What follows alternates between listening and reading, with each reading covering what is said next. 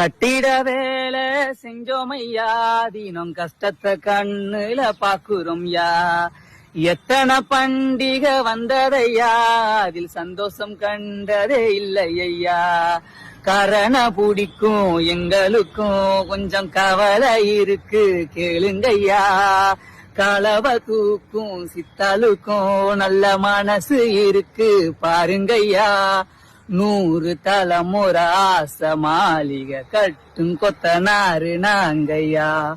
வருமா போகுமென நாள கடக்குறோம், வாழ்க்கை போகுது தானையா.